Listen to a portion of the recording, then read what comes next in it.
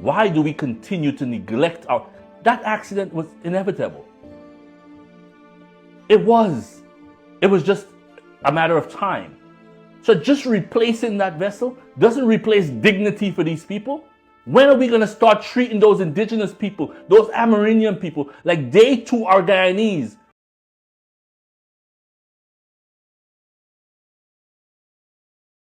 Why do we continue to neglect our... That accident was inevitable. It was. It was just a matter of time. So just replacing that vessel doesn't replace dignity for these people. When are we going to start treating those indigenous people, those Amerindian people, like they too are Guyanese? Why is it that our government has continued to neglect those indigenous people? Guys, this is bigger than the Barima. This shows a pattern. These people have been forced. Just imagine, we would have normalized having those indigenous people travel on a vessel where a mother feels it's okay. Just imagine how low we would have our people think. Imagine the level of neglect that those indigenous family would actually believe that it is okay for a mother and 5 children to go onto a ship to travel maybe 30 hours sleeping on the floor. Which one of these leaders, people, would put their young daughter or son to sleep on that metal floor for 30 or 20 hours? Which one of you? Those babies. Why have we forgotten? Aren't these the indigenous families and people Guyanese? Where is the dignity for these families? Where is it? This is not just about finding bodies, people. I challenge any leader who thinks it's okay to load a mother and her 5 children to have to sit on the floor, to have their kids sleep on the floor for a 20 or 30 hour trip. And do you think that is okay? You're sitting there asking how many life jackets, or should have been 300 or 400? Why were they on that vessel in the first place? Why do we continue to neglect our... That accident was inevitable. It was. It was just a matter of time. So just replacing that vessel doesn't replace dignity for these people. When are we going to start treating those indigenous people, those Amerindian people, like they too are Guyanese, and they're entitled to their fair share of this country? When? When are we going to start putting these people first? Which or when was there ever a leader that those indigenous people felt like they are part of Guyana? Where is this one people, one nation, one destiny? Now we change it to one Guyana. It's region 1 a different, isn't that a part of Guyana? What other part of this country do you see an 85, 90-year-old vessel transporting families, man? Where is the love for our people?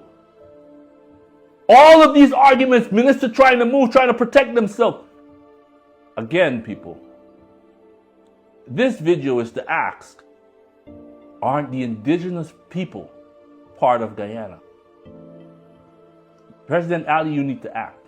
The fact that Minister Edgel is still employed with your government, the fact that you haven't acted, it sends a very bad signal to the people of this country.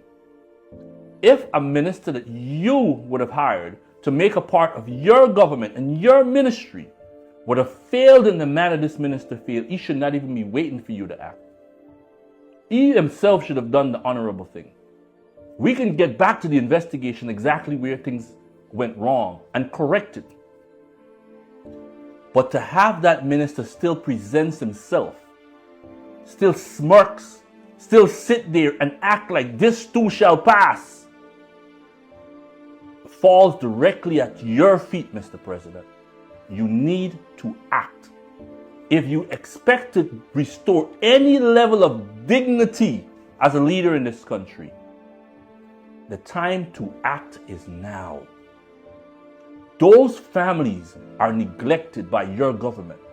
The fact that you had a vessel for a party in the Demerara River. You had a vessel parked or moored. You had a minister purchase a vessel. It is not those people's fault that a minister went out and brought a vessel to this country that doesn't meet or can't turn around, or whatever reason why this vessel wasn't being used.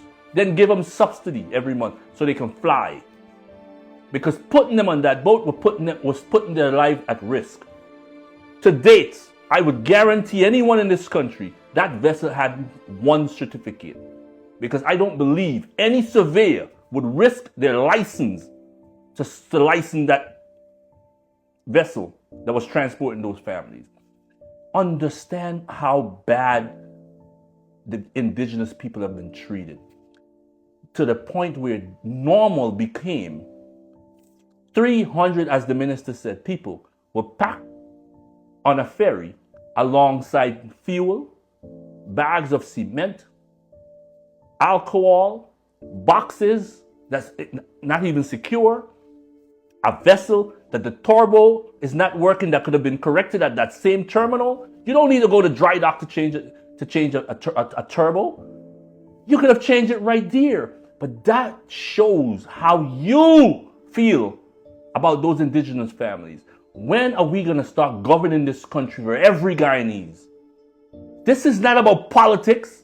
This speaks to the level of dignity, the level of selfishness. Where is the love? Why are these people constantly left to suffer? When last have we done anything? Isn't Region 1 a part of Guyana? Aren't they Guyanese? Is it the same? Do we use the same vessel in Essequibo? I'm asking you, the people. Compare the vessels in Essequibo, and I'm not trying to divide us as a people. I'm asking you, why are these people, for as long as we can remember, have been the last one to benefit from any of this country's wealth? Their region, most of their region has the gold, have magnesium, all these benefits we get from those same regions that those indigenous people would have chosen to occupy. Why can't we do more for them?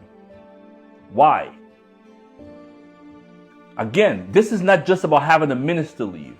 This is about changing the way we govern this country and start treating those people like they're a part of this country.